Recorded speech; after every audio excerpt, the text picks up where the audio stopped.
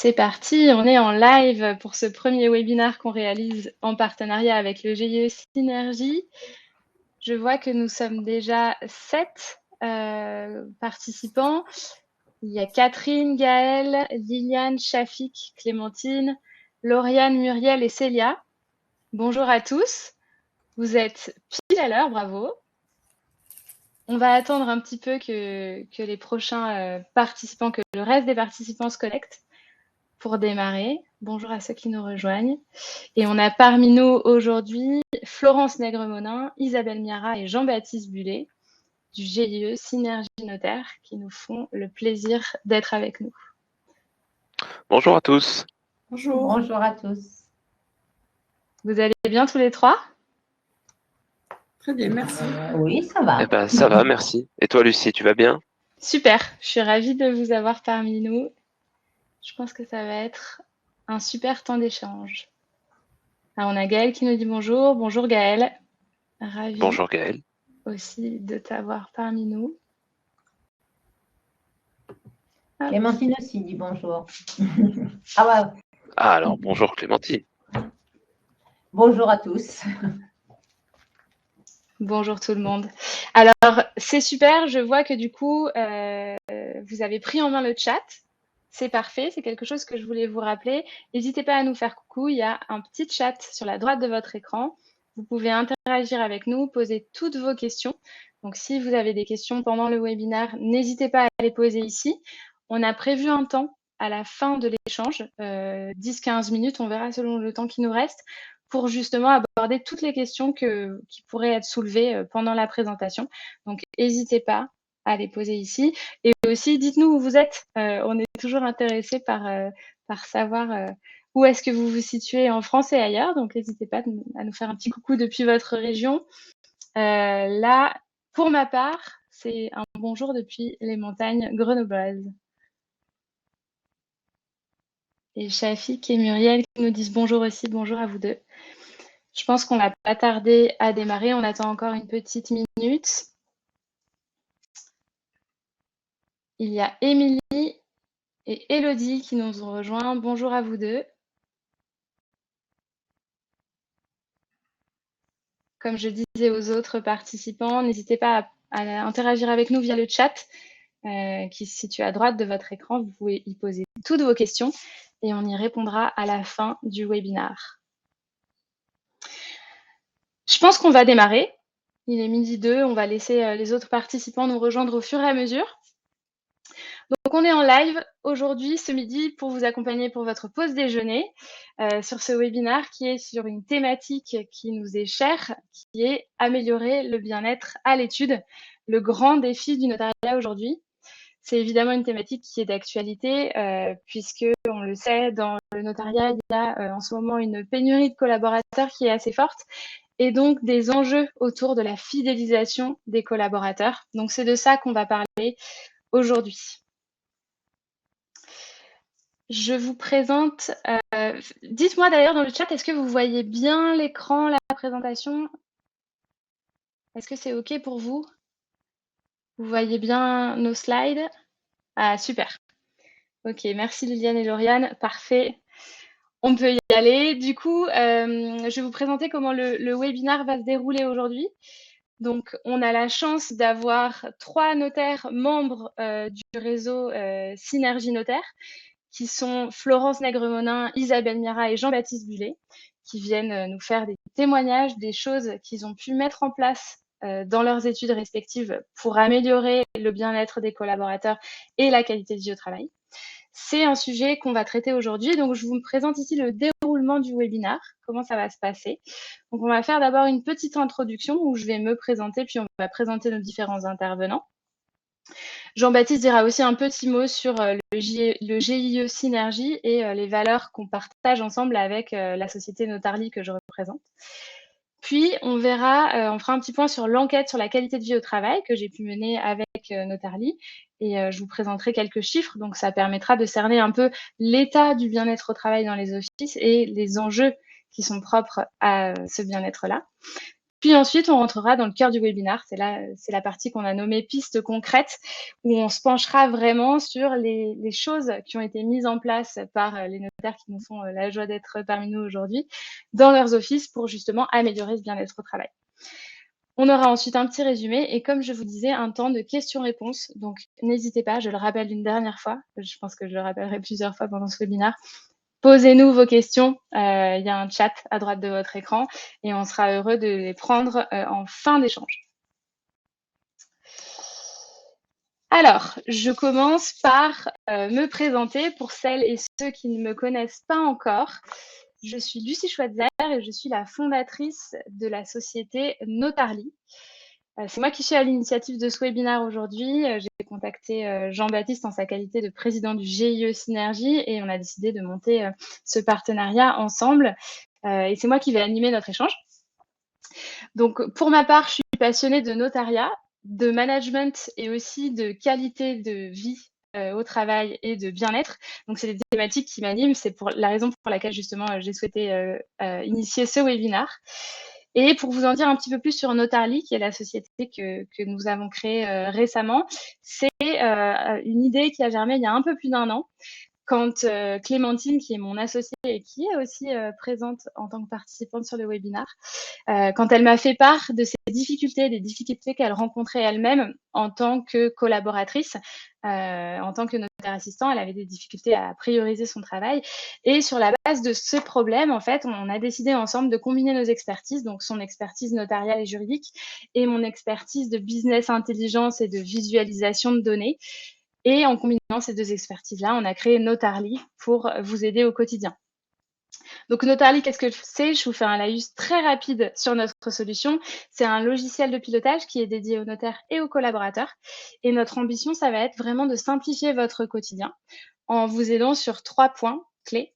Le premier point qui va s'adresser plutôt aux notaires dirigeants, qui va être de vous aider à piloter votre office et à la développer. Le deuxième point qui s'adresse aux dirigeants et aux collaborateurs, qui va être de vous aider à fluidifier et faciliter le suivi de vos dossiers au quotidien. Donc, on a une interface qui permet la centralisation de toutes les informations sur le suivi de dossier. Et enfin, le dernier point, c'est de vous aider à manager vos collaborateurs sur la base d'indicateurs de performance. Et c'est très lié justement à la qualité de vie au travail, qui est un axe de recherche fort chez nous. Donc aujourd'hui, on équipe une dizaine d'études et on est très fiers d'aider les notaires et les collaborateurs à prendre de meilleures décisions au quotidien et à faciliter leur travail.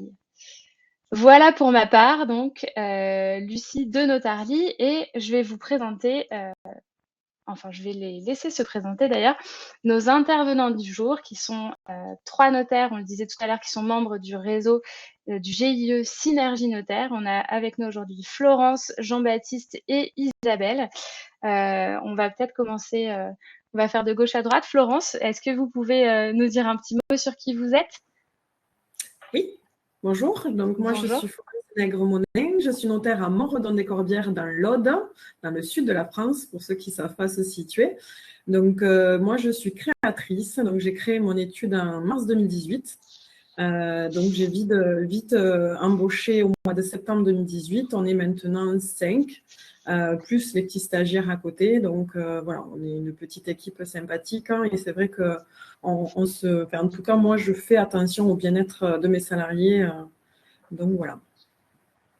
Super. Merci beaucoup, Florence, d'être avec nous aujourd'hui. On passe à Jean-Baptiste.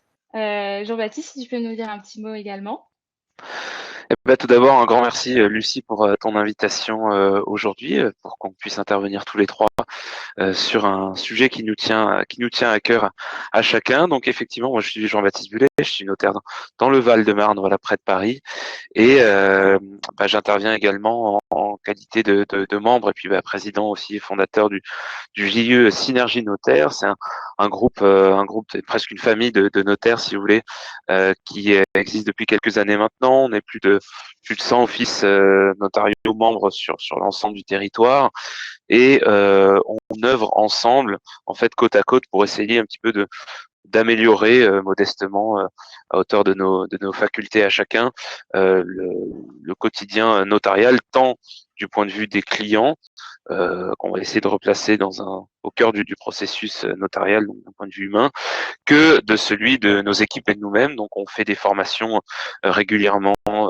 sur tout ce qui peut être management, tout ce qui peut être gestion de la clientèle pour améliorer notre relationnel.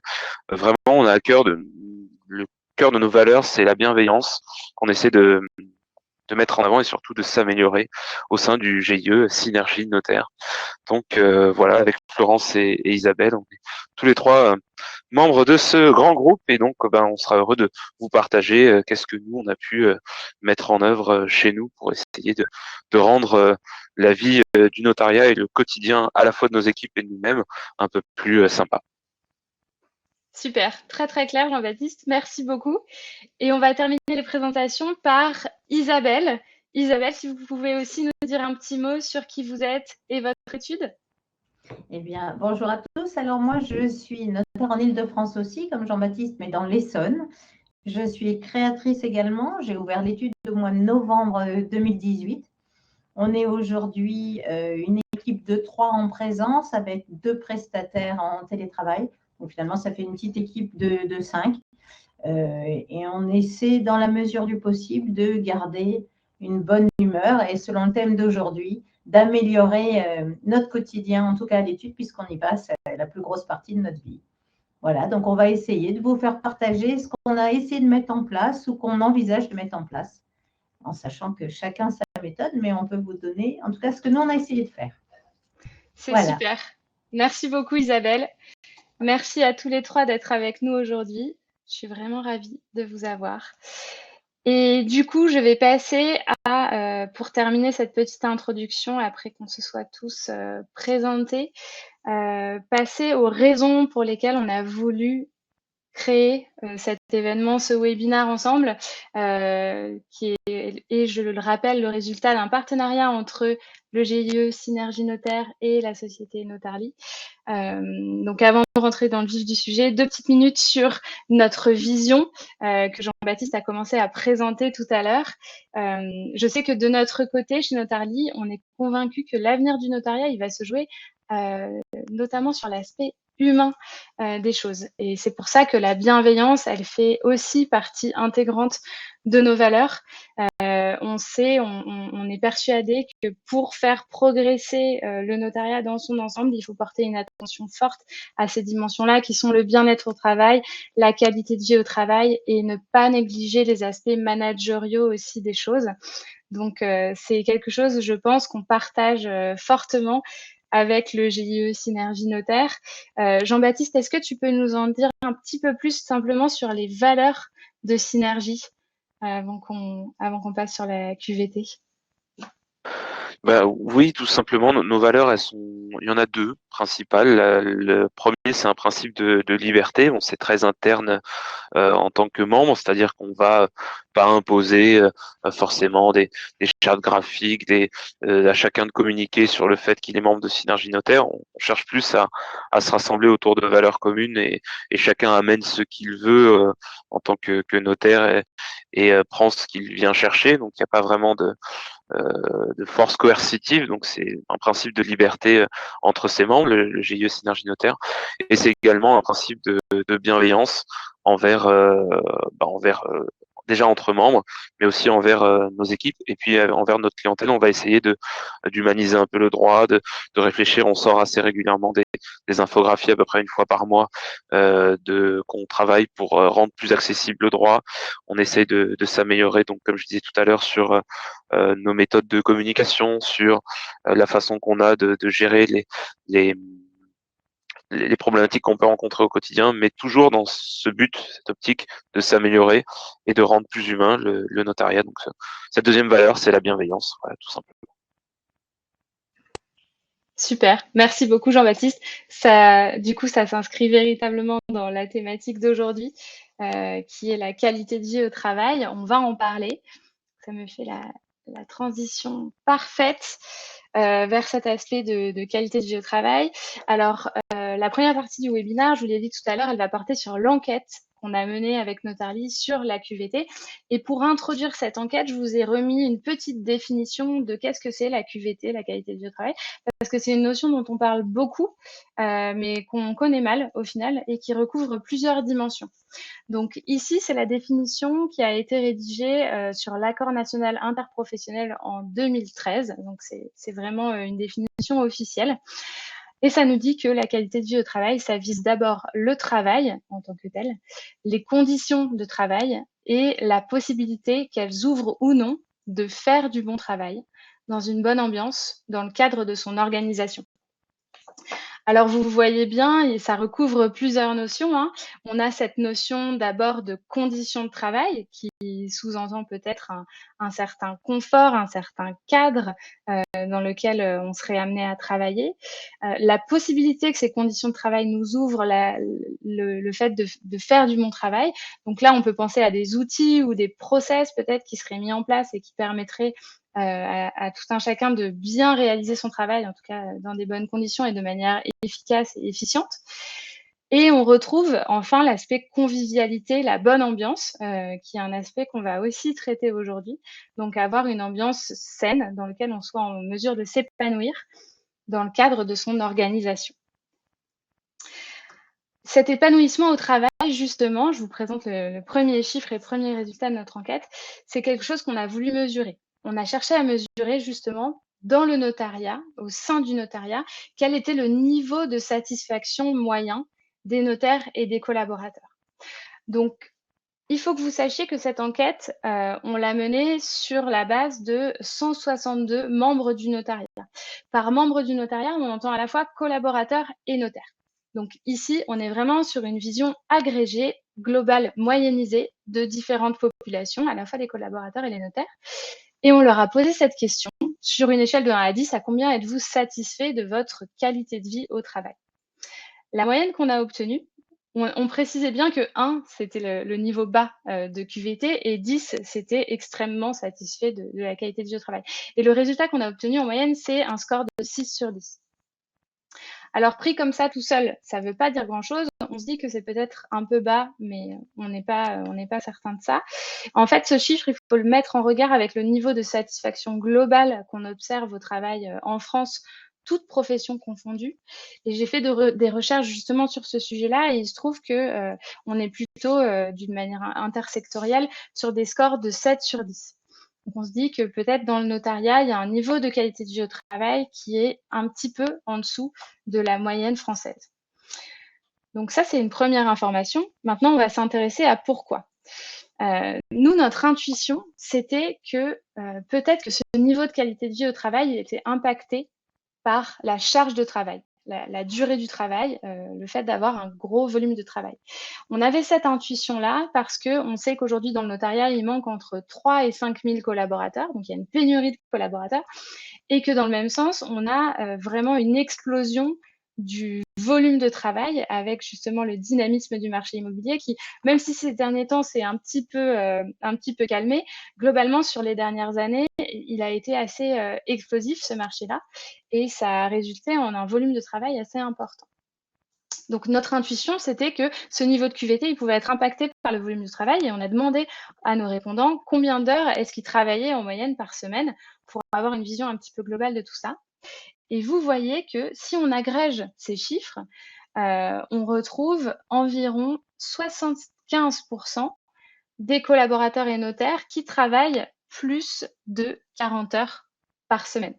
On a 55% qui travaillent entre 40 et 50 heures et 18% qui travaillent plus de 50 heures. Donc, ça nous fait un total de des 3/4 dans le notariat qui travaillent 40 heures ou plus par semaine. Ça semble important, surtout si on le met, encore une fois, au regard de la moyenne en France. Et on se rend compte que la moyenne de travail, la moyenne d'heures travaillées par semaine en France, elle tourne plutôt aux alentours de 37 heures. Donc après, on est forcément sur du déclaratif, mais ça confirme quand même cette hypothèse qu'il y a une charge de travail très importante dans le notariat. J'imagine que la plupart d'entre vous l'expérimentent au quotidien. Je regarde dans le chat si jamais vous avez des questions. Je vois que Marc nous dit bonjour de la Réunion, Pierre nous dit bonjour, bonjour à tous. N'hésitez pas si vous avez des questions qui vous viennent pendant la présentation, le chat à droite de votre écran, il est fait pour ça. Voilà, c'était la petite aparté de chat. Je reprends donc la présentation. On parlait de la charge de travail et on a voulu creuser un petit peu plus loin que cette durée de travail, et on a demandé aux répondants de notre étude s'il y avait des tâches sur lesquelles ils avaient la sensation de perdre du temps inutilement. C'était une question qu'on avait présentée de manière ouverte, c'est-à-dire qu'on ne donnait pas des options déjà préfaites à nos répondants, mais on les a vraiment laissés s'exprimer dans un champ de réponse ouvert, ce qui permettait justement de ne pas les brider et d'avoir un maximum de réponses spontanées. Donc, c'est pour ça que je n'ai pas de pourcentage ici, mais dans la majorité des cas, même l'extrême majorité des cas, la première tâche qui revenait comme étant celle qui occasionnait une perte de temps et qui pouvait être considérée comme, entre guillemets, inutile, mais nécessaire, ça va être le traitement des mails. Je sais que c'est un peu un fléau dans le notariat. Il y a énormément d'emails à traiter, les mails des confrères, les mails des clients, les mails en interne. Donc, ça fait un gros volume et souvent, ça interrompt en fait les collaborateurs et les notaires dans leurs tâches, parce qu'il y a aussi de la rédaction d'actes à faire, des analyses juridiques à faire. Et quand on est constamment interrompu, ben, c'est quelque chose qui peut aussi générer de la frustration et détériorer la qualité de vie au travail. Donc, ce traitement des mails, ça revenait dans quasiment toutes les réponses, accompagné du fait de devoir répondre aux appels. Après ça, évidemment, ça dépend du mode d'organisation de l'étude et de la mise en place ou non d'un secrétariat, etc. Mais c'est vrai que les mails et les appels, deux types d'interruptions différentes, mais qui peuvent nuire à la qualité de vie au travail des collaborateurs. Et enfin, le dernier point, la dernière tâche sur lesquelles les répondants avaient l'impression de perdre inutilement du temps, c'était tout ce qui est fixation de rendez-vous et gestion de rendez-vous, qui peut vite prendre beaucoup de temps, surtout sur des rendez-vous où on a plusieurs interlocuteurs. Je pense aux rendez-vous de signature notamment, où on est souvent nombreux. Donc, il faut coordonner les agendas de tout le monde et ça prend du temps. Voilà pour cette vision un peu globale sur notre enquête. Et maintenant, on va rentrer dans le vif du sujet, le cœur de notre webinaire, qui est comment est-ce qu'on améliore la qualité de vie à l'office. Donc ici, on va avoir Florence, Isabelle et Jean-Baptiste qui vont témoigner un petit peu de manière assez informelle sur les choses qu'ils ont mis en place dans leurs études respectives et comment est-ce que ça a impacté positivement le bien-être à l'office. On l'a vraiment fait, le webinaire, on l'a construit de cette manière pour que vous ayez des pistes. En fait, on s'est dit que la théorie, c'était bien, mais la pratique, c'était quand même un peu plus inspirant. Et que là, le fait d'avoir des retours d'expérience, ça allait vous montrer que c'est des choses qui sont possibles de mettre en place, qui sont pas compliquées à mettre en place. Et vous allez pouvoir aussi en apprécier les bénéfices. Donc, c'est vraiment l'inspiration par l'exemple qui a guidé notre webinaire. Donc, je vais démarrer cette partie-là avec le cadre de travail, qui est le premier élément dont on voulait parler aujourd'hui. Je retrouve mes petites notes. Donc, évidemment, aménager un cadre de travail agréable, c'est la clé. C'est en tout cas la première étape pour garantir un environnement de travail agréable et dans lequel on puisse s'épanouir. Donc, ça peut passer par mettre en place des équipements informatiques spécifiques et dédiés, organiser l'espace aussi, l'espace physique, pour s'assurer qu'il y ait du lien entre vos différents collaborateurs. Donc là, je vais me tourner d'abord vers Isabelle. Isabelle, vous nous avez confié en amont du webinaire lorsqu'on a préparé ensemble que vous hésitiez en ce moment parce que vous êtes en plein déménagement, en pleine préparation d'un déménagement, c'est bien ça? C'est ça, je suis en pleine préparation de déménagement puisque l'étude grandit, j'ai besoin de plus de surface. Donc, je me suis reposé les questions du confort, puisque comme j'ai dit tout à l'heure, on y passe un certain temps. Donc, effectivement, au jour d'aujourd'hui, on a toutes, parce que j'ai que des femmes dans l'étude en présence, 2 écrans. C'est déjà un confort important.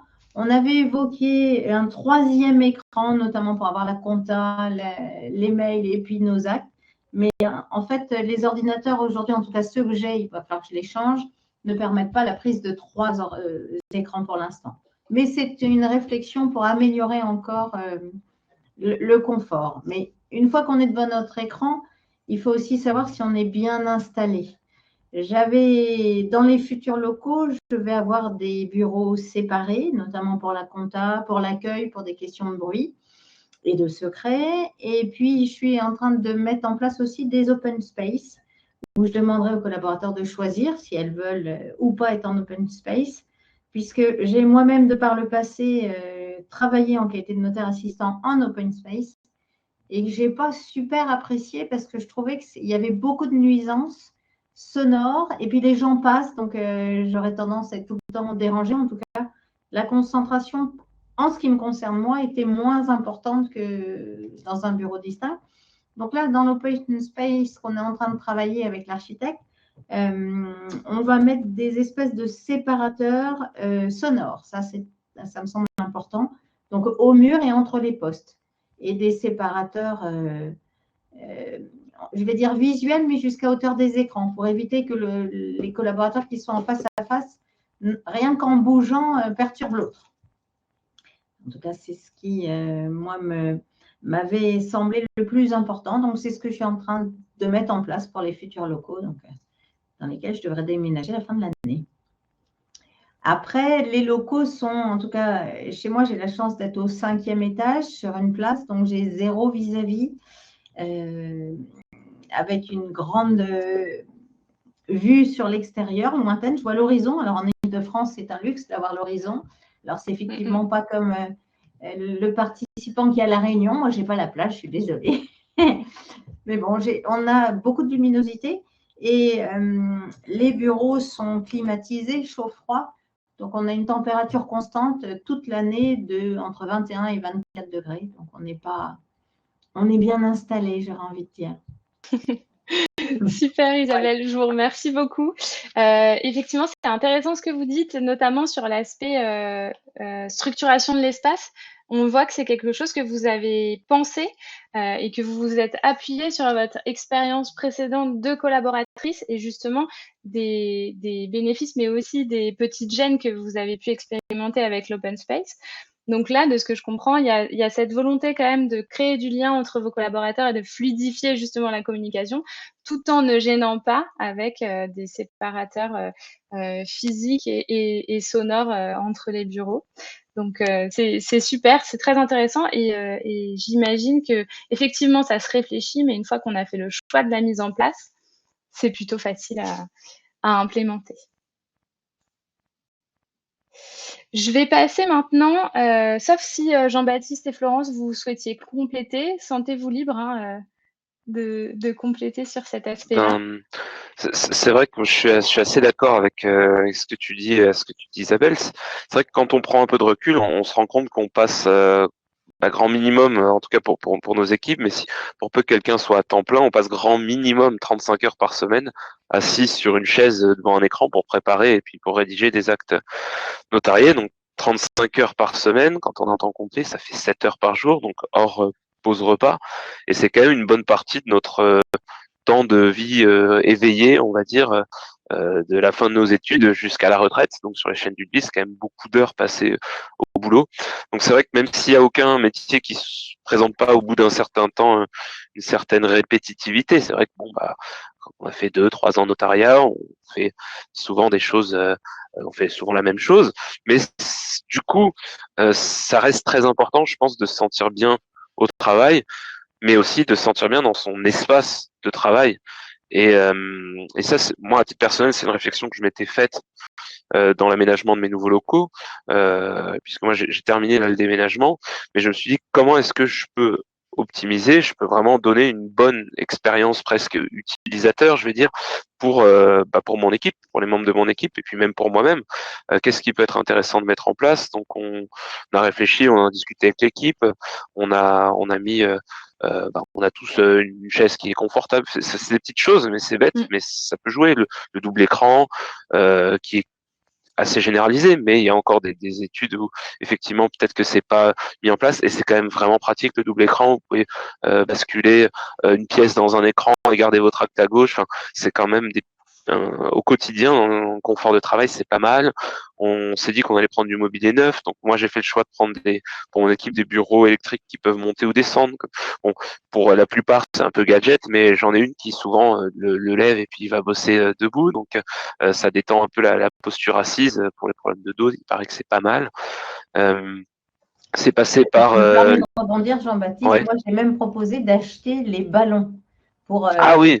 que certaines travaillent pendant Moi, j'ai une acheté heure ou aussi. deux sur un ballon. Et c'est bien alors ce ballon, ça marche bien? Oui, oui, c'est bien, hein, ça fait du bien au dos. Ça t'oblige à te tenir droite en fait. Ah bah bonne idée, tiens, je garde l'idée, j'en parlerai à l'équipe. Mais voilà, c'est vraiment des petites choses au quotidien et je pense que c'est important en tant que chef d'entreprise, en tant que manager d'une équipe, de toujours au moins 2 fois par an, on va dire, de se poser la question, tiens, qu'est-ce que je pourrais faire pour améliorer le quotidien de mes équipes et de moi-même aussi. C'est est-ce que je pourrais pas faire des travaux dans telle salle, est-ce que je pourrais pas réaménager tel espace, est-ce qu'on pourrait pas changer les chaises, rajouter un écran, même un truc tout bête, nous on a fait des toilettes pour l'équipe qui sont séparées des toilettes de la clientèle. Vous allez me dire c'est pas grand chose, mais j'ai eu des bons retours par rapport à ça. C'est vraiment des petites choses toutes bêtes auxquelles on pense pas, mais réfléchir on va poser des casiers, on va poser une patère ici pour un porte-manteau là. Enfin, vous voyez, c'est vraiment juste se dire quand je rentre, quelle expérience vivent les membres de mon équipe et qu'est-ce que je pourrais faire au quotidien pour améliorer ça. C'est juste garder en éveil cette perspective d'amélioration et pas se dire bon bah c'est bon, il y a un bureau, une chaise, il y a de quoi bosser, il y a de quoi faire, allons-y. Je pense que c'est important de garder cet éveil intellectuel de comment est-ce qu'on peut garder un bon niveau de confort dans ces conditions de travail. Absolument. Merci beaucoup Jean-Baptiste d'avoir complété et Florence également. C'est vrai qu'aménager un cadre de travail agréable, ça se cache souvent dans les détails en fait. C'est ce que vient de partager Jean-Baptiste et c'est en étant attentif à ce genre de détails qu'on rend l'environnement à l'étude meilleur et plus agréable pour travailler. Lucie, si je peux rajouter, moi le dernier détail qui a eu un franc succès, c'est surprenant, c'était le repose-pied. Ah ouais. J'y ai pas pensé, c'est qu'il y en a une qui me l'a demandé, donc je lui ai amené et du coup j'ai équipé toute l'équipe et tout le monde était content. Donc c'est des petits détails auxquels nous on pense pas parce qu'on est tout le temps debout pour aller en rendez-vous machin. Et quand on est assis toute la journée, ça revient aussi à ce que disait Jean-Baptiste, des réunions 1 ou 2 fois par an pour les écouter dans leurs demandes. C'est ce que l'on fait. Nous. Tout à fait, tout à fait. Auditer ses collaborateurs, c'est aussi une chose super et justement, ça permet de rester en éveil et de ne pas voir seulement les choses à travers sa lorgnette à soi, mais l'ouvrir aux lorgnettes des autres collaborateurs et souvent, ça crée de l'inspiration. Super, je pense qu'on a fait le tour sur cet aspect-là d'aménagement de cadre de travail agréable. Je vois que Muriel nous dit un repose-main pour le clavier. Oui, c'est vrai. Oui, tout à fait. Regardez. Ouais, tout le monde là. C'est clair. Pour éviter les tendinites du bras droit et du bras gauche, c'est pas mal. C'est vrai, on est toujours dans les détails, mais les équipements, c'est important. Et je pense qu'on s'en est d'autant plus rendu compte en étant forcé de travailler chez nous pendant cette période de Covid. Maintenant, on a globalement à cœur de créer un cadre agréable. Super, je vais passer à notre slide d'après, comme je suis un peu la maîtresse du temps aujourd'hui. Notre prochaine thématique, c'est un élément qui est hyper important dans l'équilibre entre la vie professionnelle et la vie personnelle, qui est un équilibre que chacun cherche à optimiser, c'est la flexibilité dans l'organisation. Donc ici, on a 2 choses qui sont importantes, qui découlent forcément un petit peu aussi de la période de Covid et de télétravail qu'on a connue. Ça va être la flexibilité dans les emplois du temps, donc des emplois du temps qui peuvent être adaptés aux contraintes de chacune et chacun, et le recours au télétravail et le fait d'être aussi flexible sur les lieux de travail des collaborateurs. Donc ici, je crois que Florence, vous avez des choses intéressantes à nous dire. tous les trois, je sais que vous pratiquez le télétravail de manière ponctuelle. Et vous, Florence, vous avez aussi aménagé les emplois du temps de vos collaborateurs, je crois, en fonction de leurs contraintes. Est-ce que vous pouvez nous en dire un petit peu plus? Alors oui, au niveau des emplois du temps, du coup, moi j'ai ma secrétaire qui est maman célibataire, qui n'est pas 35 heures, c'est un choix de sa part. Donc il a fallu concilier le standard avec du coup ses horaires. Son petit a des problèmes de santé, donc elle ne peut pas rester à la garderie ni à la cantine. Donc c'est vrai qu'elle finit à 4h30. On a adapté le standard pour elle. Donc, le standard continue en dehors de son horaire de travail. Mais en tout cas, on a adapté vraiment son emploi du temps en fonction de vraiment ces particularités-là. Donc, elle fait des horaires adaptés, 8h30, midi, 2h, 4h30. Et après, chacune en fonction des besoins. Là, j'ai une collaboratrice qui est passée par faire un entretien d'embauche pour l'Institut de formation du notariat, qui du coup m'a demandé de faire du télétravail parce que c'était sur Aix-en-Provence. Donc, elle a pris un ordinateur portable, elle a fait du télétravail et elle a pu passer hier son entretien. Donc, c'est vrai qu'on s'adapte en fonction de la demande de chacun et en fonction, moi, c'est vrai que maman aussi, je télétravaille pas mal, surtout le mercredi. Ça me permet aussi, du coup, de me concentrer et de travailler plus facilement aussi parce qu'on est moins perturbé par tout le cadre de travail et on travaille plus facilement sur des choses où on n'aurait pas forcément le temps au boulot parce qu'on est sollicité par les collaborateurs. Donc, c'est vrai que là, on peut se concentrer plus facilement. Si on n'est pas dérangé de temps en temps par les enfants, mais sinon, c'est vrai que c'est agréable, quoi. Tout à Après, fait. étant une petite structure, on n'a pas développé le télétravail parce que ça n'a pas été demandé par les collaborateurs. Mais c'est vrai qu'à la demande, généralement, on le fait. Super. Et c'est vrai, Florence, que sur cet aspect-là de télétravail, c'est un des bénéfices dont on parle souvent, c'est que ça réduit les interruptions au quotidien. On peut vraiment, Oui. quand on est en télétravail, se concentrer sur la tâche qu'on a à faire, surtout si on est sur de la rédaction d'actes, par exemple. Il faut tirer le fil à chaque fois et ça prend du temps. Et c'est vrai que quand on est coupé dans sa réflexion, c'est très difficile. Enfin, il y a un effort mental à faire de se remettre dans le travail, puis ensuite on est redérangé. Et le télétravail permet ça. C'est vrai que c'est chouette. C'est quelque chose que vous vivez aussi, Jean-Baptiste, Isabelle, de votre côté. Vous avez recours aussi à du télétravail ponctuel. Vous-même, vous télétravaillez de temps en temps? Je vais prendre la main. Oui, alors moi je télétravaille parce que j'ai installé, en tant que chef d'entreprise, on n'a pas tellement le choix. Il faut travailler à la maison et puis voir sa famille aussi. Donc il faut faire la part des choses. Donc oui, moi je télétravaille un petit peu. Et puis dans l'étude, avec la fin du confinement et pseudo-Covid, c'est à la demande. Là par exemple, j'en ai une qui vient de me demander de faire 3 jours en télétravail pour aller avec sa famille en province.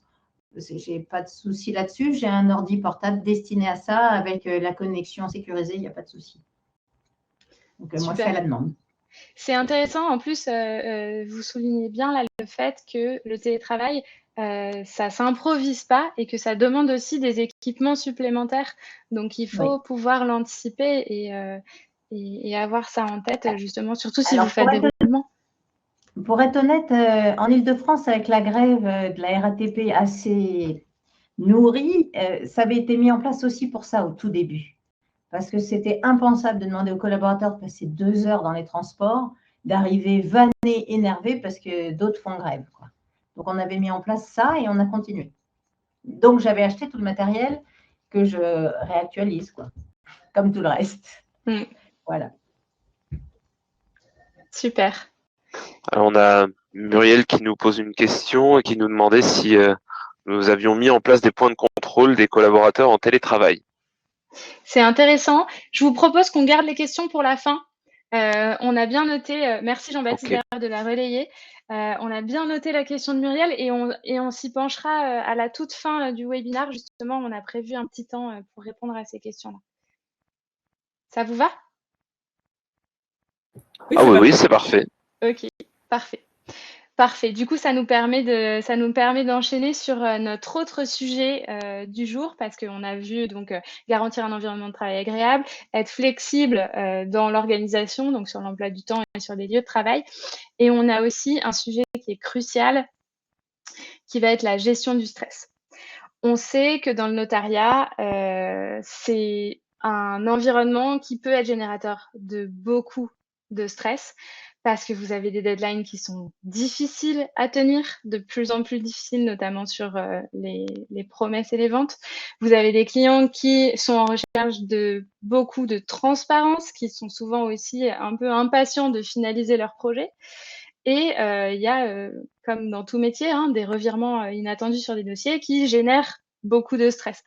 Donc tout ce stress-là, il faut apprendre à le gérer et ça peut être géré justement de différentes manières.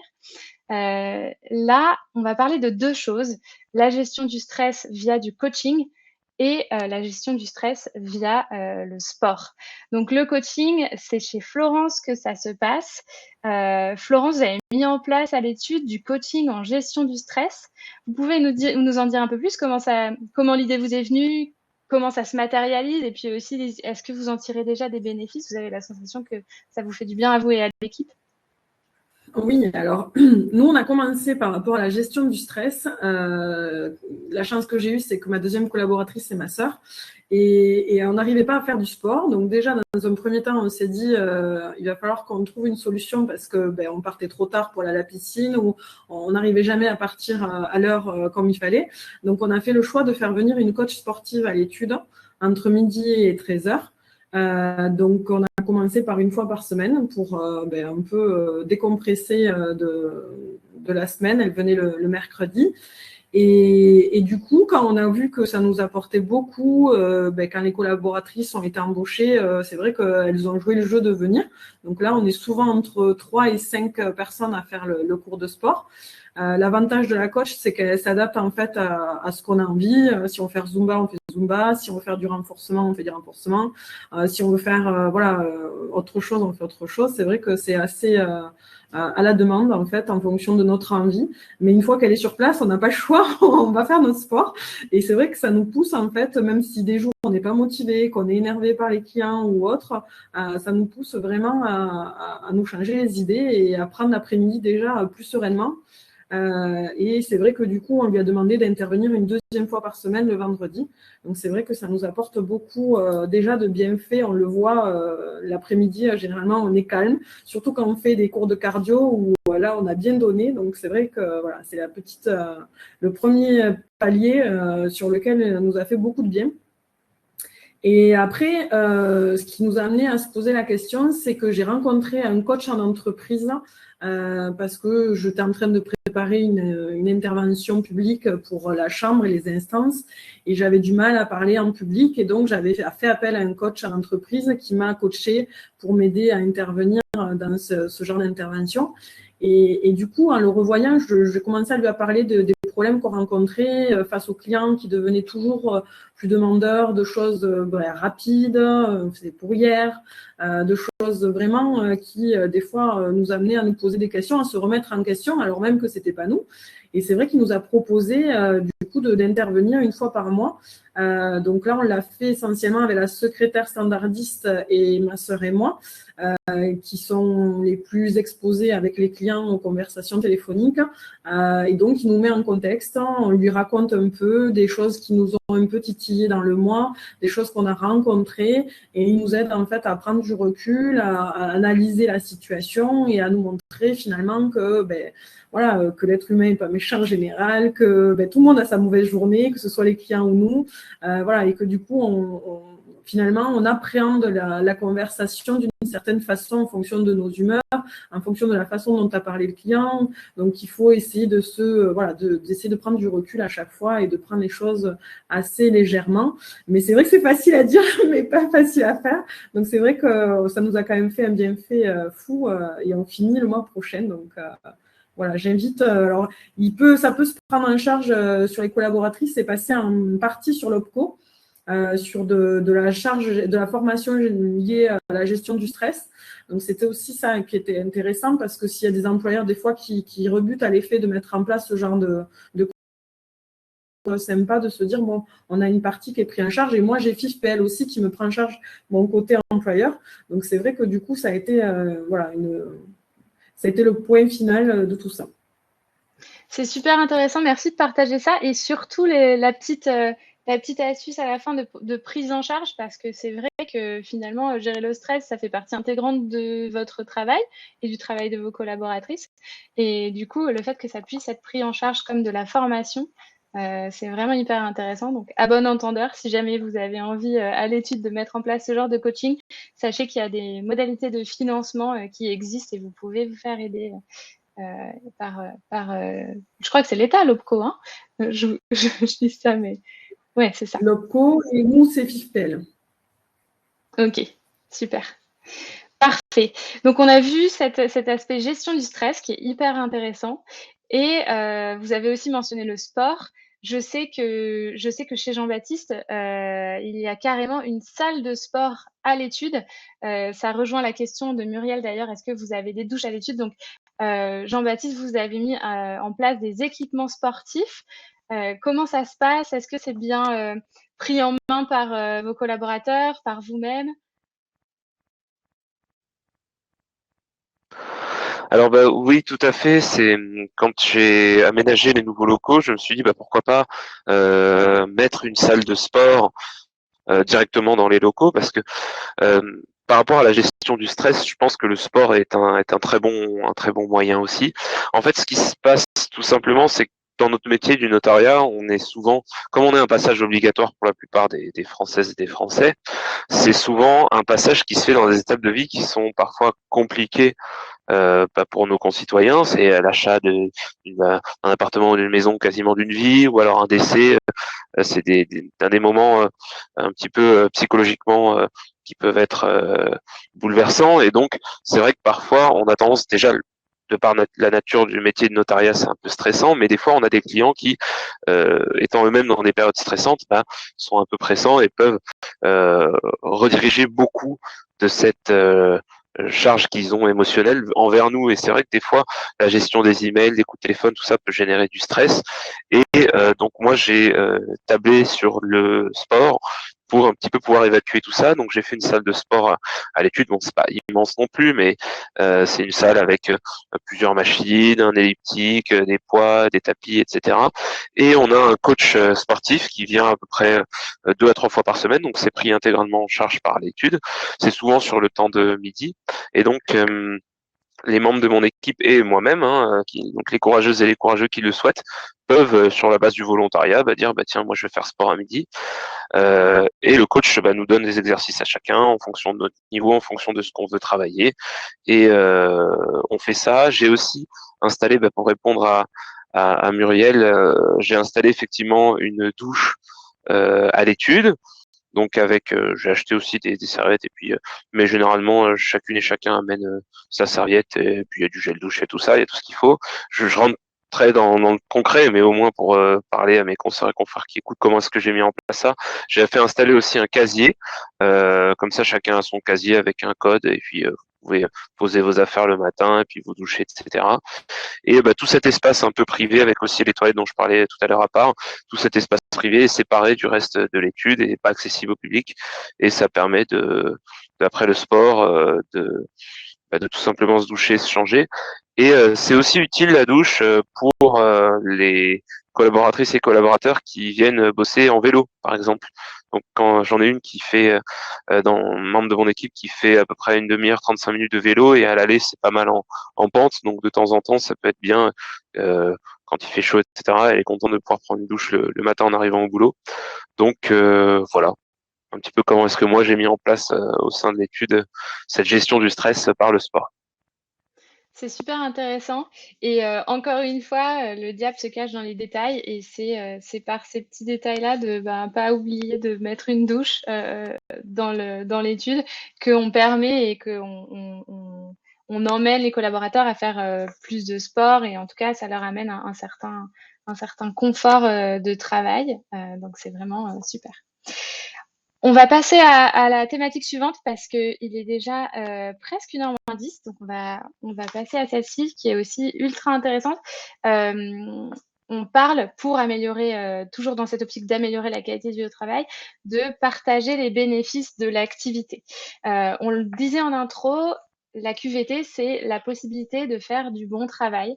Donc ça veut dire avoir aussi l'envie et la motivation de faire du bon travail. Et ça, c'est des choses qui se travaillent justement via de la reconnaissance financière qu'on peut apporter aux collaborateurs et aux collaboratrices.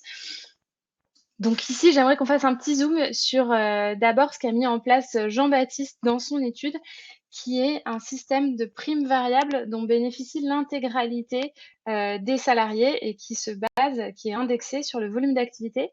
Jean-Baptiste, est-ce que vous pouvez nous en dire un petit peu plus là-dessus?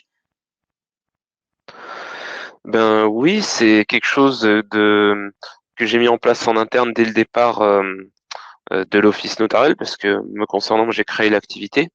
Et en fait, mon idée était de se dire, je trouve que c'est important que, on est tous sur le même bateau en fait. Moi en qualité de capitaine de navire, certes, mais on est tous membres de l'équipage et un bateau a besoin de chaque membre de l'équipage pour pouvoir avancer. Et je voulais un petit peu pour garder ce champ lexical de la navigation, qu'on partage le trésor à la fin avec tous les moussaillons, quoi. Et donc l'idée c'était de se dire qu'est-ce que je pourrais faire pour que l'intégralité de mon équipe, les gros mois où on bosse tous à fond et que c'est compliqué, on doit gérer beaucoup de dossiers en même temps, j'aimerais que ça puisse rejaillir sur l'ensemble de mon équipe. Donc j'ai mis en place des systèmes de primes personnalisés. Il y a deux grands profils, on va dire. Il va y avoir le profil rédacteur vraiment et le profil plus pour les postes plus opératifs, comme par exemple ma secrétaire standardiste.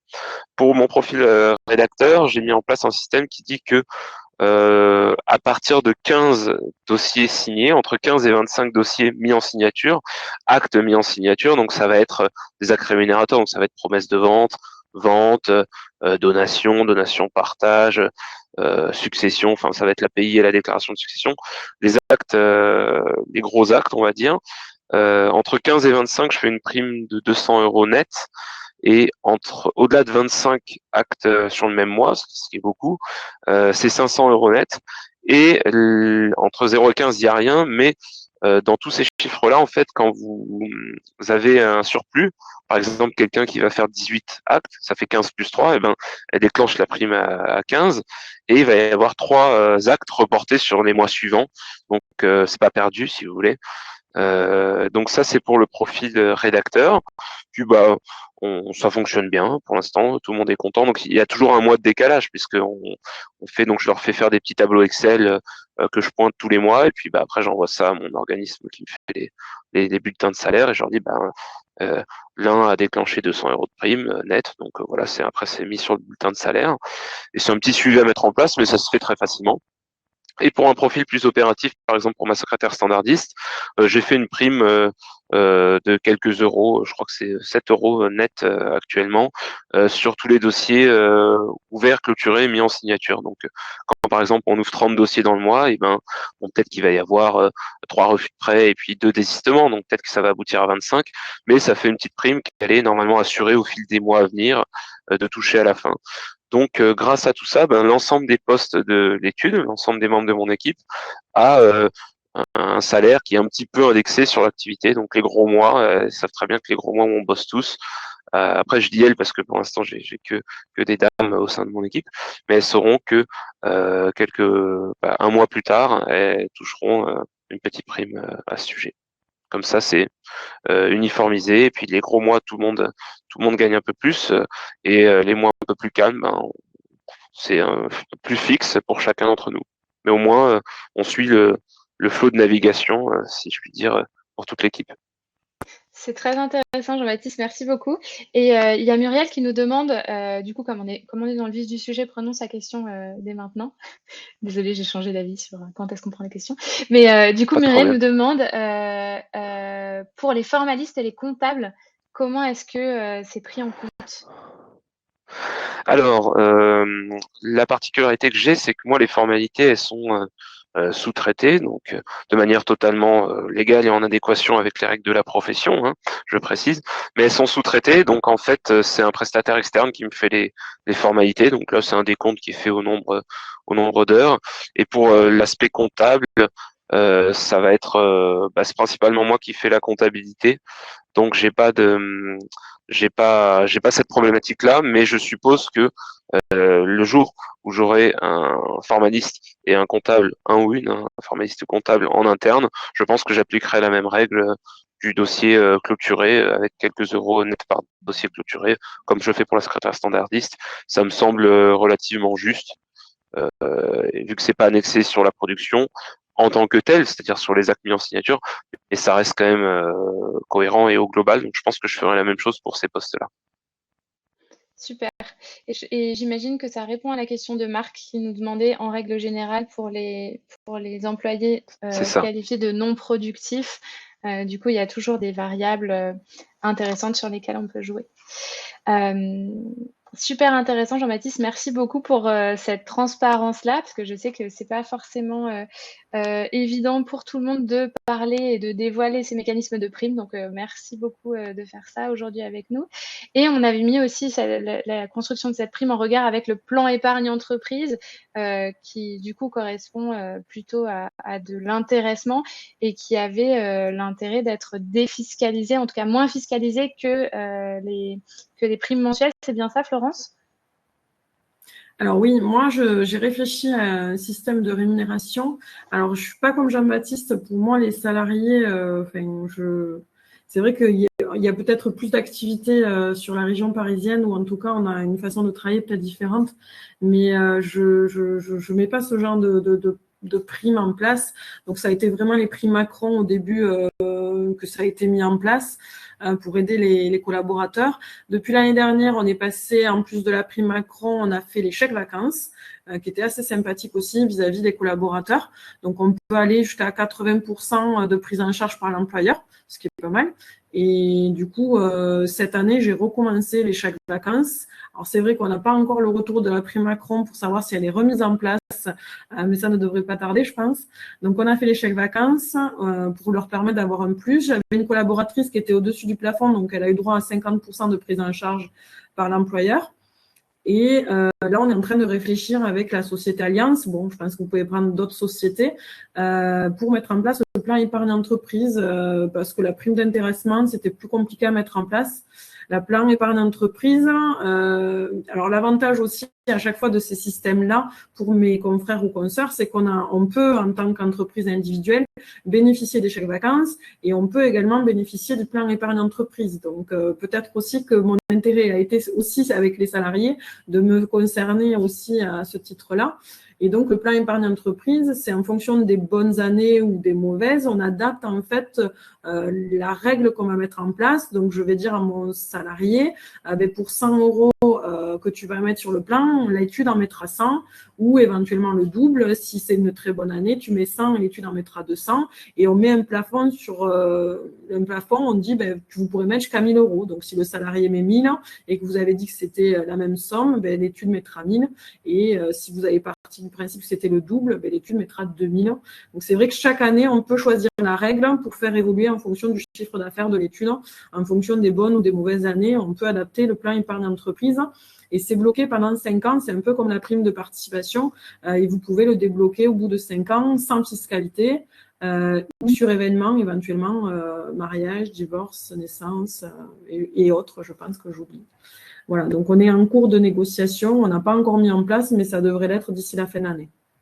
Super. Merci beaucoup, Florence, et merci de préciser justement, de détailler un petit peu les différents dispositifs. C'est très bien et c'est concret. Ça nous donne des pistes de réflexion. Donc, c'est très, très intéressant. Je vois que le temps file à une vitesse folle. Il y avait une dernière thématique que je voulais qu'on aborde ensemble. On va y passer rapidement, mais c'est vraiment aussi hyper important puisqu'on dit que le bien-être l'office, ça se joue dans l'humain et notamment dans le fait d'instaurer des moments de convivialité avec vos équipes. Donc, ça peut passer par la mise en place de séminaires ou de sorties d'équipe. Je sais que c'est des choses que vous mettez en place de manière régulière. Je sais que Isabelle, chez vous, vous réfléchissez même à l'adapter vraiment, à les personnaliser, ces sorties d'équipe. Vous nous dites un petit mot là-dessus? Oui, alors bon, indépendamment des restaurants qu'on fait tous ensemble, là j'avais imaginé, et je ferai ça certainement à la rentrée, de réserver des séances au spa pour l'équipe féminine de l'étude, pour passer une après-midi et du coup fermer une après-midi, leur offrir l'après-midi et la séance détente au spa, parce que moi j'en ai besoin, alors je me dis qu'elle aussi. Voilà, tout simplement. Et bon, je pense qu'elles adhèrent parce que lors d'un déjeuner commun, j'ai lancé l'idée et j'ai eu un bon retour. Donc, je vais le mettre en place. Enfin, je vais réserver plutôt. Voilà. C'est super. Et effectivement, j'imagine qu'après cette période-là, juin-juillet, qui est assez intense, je sais, un peu de détente avec vos collaboratrices, Voilà. ça va être Et puis, ça permet en même temps de prendre en compte chacune d'elles parce qu'il y en a une qui a un petit, donc il faut qu'elle rentre de bonne heure. L'autre, elle habite loin, donc elle a du temps de route. Donc, on fait ça sur le vrai temps de travail ou le midi. Ça, c'est top. Ça, c'est top parce que, comme vous dites, ça permet de pas devoir transiger et de permettre à tous et toutes, du coup, d'accéder à cette activité-là, chose qui n'aurait pas forcément été possible si c'était organisé en soirée. Donc, c'est bien aussi, effectivement, de prendre en compte les emplois du temps des collaborateurs pour organiser des activités pour eux, parce que c'est comme ça que ça se passe le mieux. Florence, vous voulez dire un mot? Oui, moi j'ai fait une sortie vendredi dernier. On est parti, donc j'avais décidé qu'on fermait l'étude aussi vendredi après-midi. Et on est parti, je suis partie louer des paddles, donc paddles sur l'eau, au bord de mer. Donc, bon, l'avantage qu'on a, c'est qu'on a un quart d'heure, 20 minutes de la plage. Donc, c'est vrai que du coup, on a pris 1 heure de location pour faire du paddle en équipe. Donc, on a rigolé vraiment beaucoup. On a fait une bonne cohésion d'équipe. Et c'était très sympathique. On a eu beaucoup de vent, donc on s'est moqué les uns des autres par rapport à nos postures sur le paddle. Mais c'était très sympathique. On a fini à manger la glace. Et finalement, ce qui n'était pas prévu, c'est qu'on s'est retrouvés sur Narbonne pour manger un bout et faire l'apéro. Donc, sans le vouloir, on est resté jusqu'au bout de la nuit, quoi. Donc, c'était assez sympathique. Hein.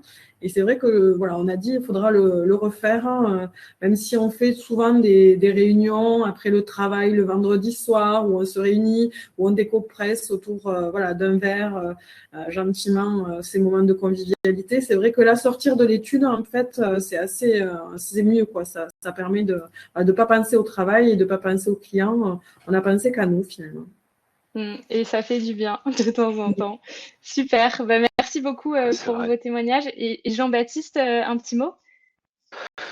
Je pense que c'est important de garder en tête qu'on est tous une équipe et que on va passer toute la semaine ensemble, enfermés entre quatre murs, à gérer des problèmes en fait. Et je trouve que c'est aussi bien de pouvoir passer des moments ensemble qui soient plus agréables, avec moins de pression. Et c'est ce qui va être important, c'est de se créer ces souvenirs entre membres d'une même équipe, se créer des souvenirs en dehors des murs de l'étude. Et c'est ça qui va créer de la cohésion. Et c'est ça aussi qui sera précieux dans les moments plus difficiles, où on saura que quand il y en a un qui se sent un peu moins bien parce qu'il y a eu une grosse tuile dans un dossier, bah, les autres en seront plus à même de dire allez, c'est pas grave, ça va s'arranger, ça va le faire.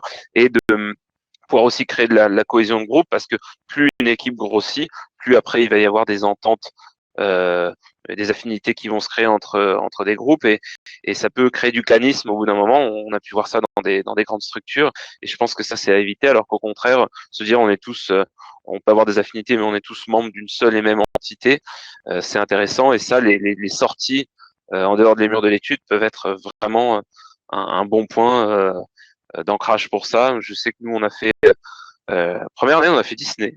On a fait Disney. C'était un mardi. J'ai dit bon, on pose pas de congé, venez tous. C'est votre travail. On va à Disney. On s'est fait bon, on n'est pas très loin, mais ça peut être. Alors on essaie de trouver des idées un peu qui changent. On a fait des bars cachés, on a fait des rooftops, on a fait des escape games. Alors ça, c'est très très bien, les escape games en équipe. C'est fun parce que ça peut aussi faire permettent de ressortir des aspects de personnalité qu'on voit pas dans un schéma traditionnel. Moi, je sais que j'ai souvenir de deux membres de mon équipe qui ont quasiment tout chapeauté et c'était plus du tout moi le patron, hein, c'était plus du tout moi le chef d'entreprise. Moi, j'étais membre de l'équipe et je suivais et ça a très bien marché, on a réussi. Donc voilà, c'est des petits moments précieux et l'idée de Florence sur les paddles est excellente aussi. Donc des choses qui sortent de l'ordinaire et juste qui sortent des murs de l'étude, ça peut déjà être vraiment bien. C'est une très bonne chose. Absolument, absolument. Le team building pour renforcer la cohésion d'équipe, c'est important. Et il y a une remarque de Delphine dans le chat qui nous dit, je crois que c'était au moment où on parlait du spa, qui nous dit que c'est quelque chose dont elle avait discuté avec ses collaboratrices et qu'elles aimaient bien toutes les deux aller au spa, mais qu'il y avait aussi une distance, en tout cas, elle préférait aller se faire un restaurant ensemble plutôt que d'aller au spa ensemble. Donc, elle nous dit il faut vraiment une adhésion sur ce qui est proposé et c'est aussi ce qui est important, hein, c'est de bien sonder ses collaboratrices et collaborateurs dans ce qu'ils veulent et parfois ils veulent aller au spa et dans votre cas Isabelle c'est tout à fait ça et parfois ils sont plus fans d'autres activités donc savoir être flexible et s'adapter là-dessus. Je vois qu'il est déjà 13h05. On a un tout petit peu dépassé, désolée, j'espère que ça ne vous dérange pas et que ça ne contraint pas trop vos emplois du temps. En résumé, là, tout ce qu'on s'est dit, comment faire pour améliorer le bien-être à l'étude, c'est vraiment un très, très vaste sujet. Vous avez pu voir là, à travers les retours d'expérience, qu'on peut explorer différentes pistes. Ça, c'est un peu les basiques, entre guillemets, mais les basiques plus. Donc, on va avoir le fait de mettre en place un cadre de travail agréable, une organisation et un emploi du temps flexible pour les collaborateurs, des activités pour apprendre à gérer le stress via du coaching ou du sport, reconnaître aussi le travail accompli pour motiver les collaborateurs au quotidien et bien sûr mettre en place des moments de convivialité où on peut un peu se voir au-delà du cadre de travail et comme disait Jean-Baptiste tout à l'heure, en dehors des murs de l'étude, ça fait du bien aussi de se retrouver dans ces moments-là. On arrive au moment des questions. Alors, on les a posées au fil de l'eau, sauf une qui était une question de Muriel au départ.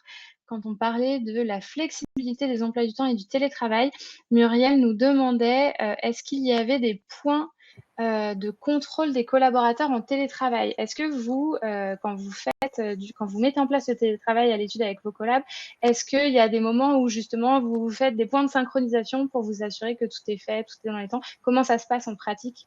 Florence, je vois que vous avez allumez votre micro.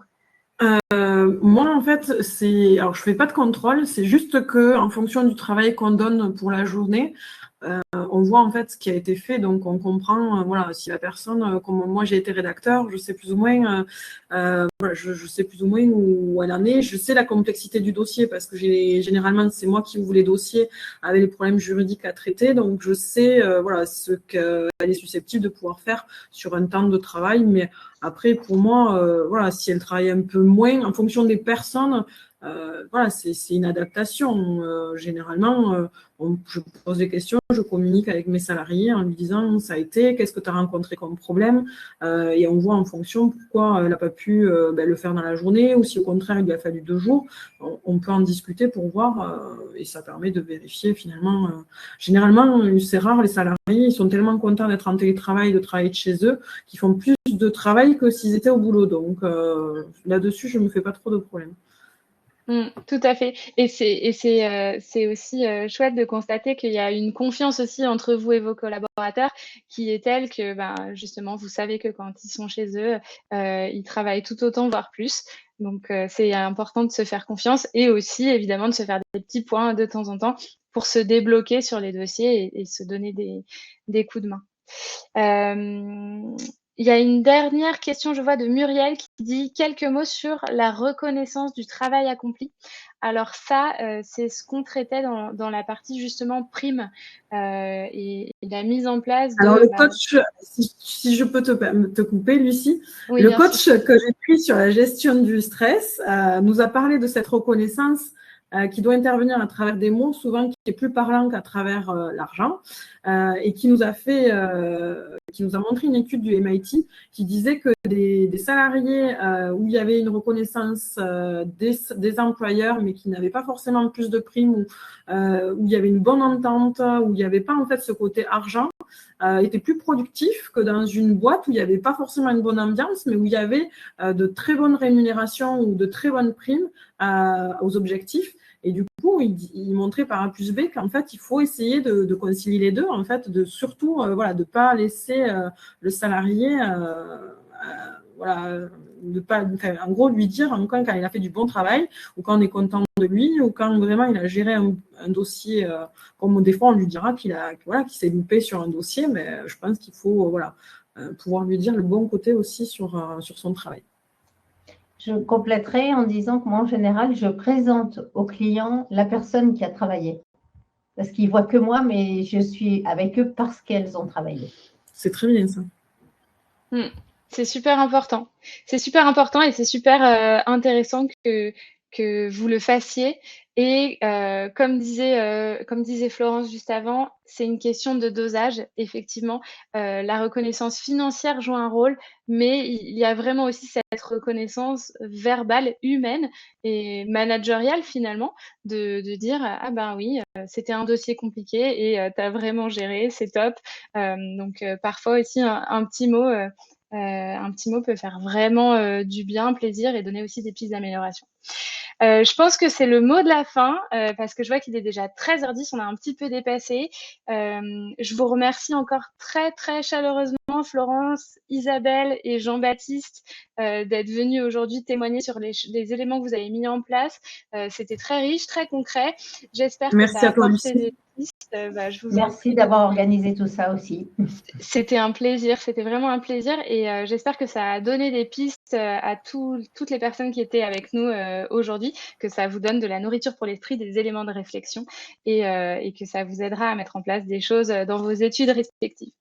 N'hésitez pas à suivre les actus du GIE Synergie sur leur page Facebook, LinkedIn. N'hésitez pas non plus à suivre les actus de Notarly sur nos pages Facebook et LinkedIn, à prendre contact avec nous. On est toujours ravis de vous parler. Et puis, je vous remercie encore tous et toutes une nouvelle fois d'être venus. Et je vous souhaite une très, très bonne journée. Puis, je vous dis à bientôt peut-être. Merci à Merci tous. Lucie, merci à toutes et tous. À bientôt. Merci, Au revoir. à bientôt. À bientôt, au revoir. Au revoir, à bientôt.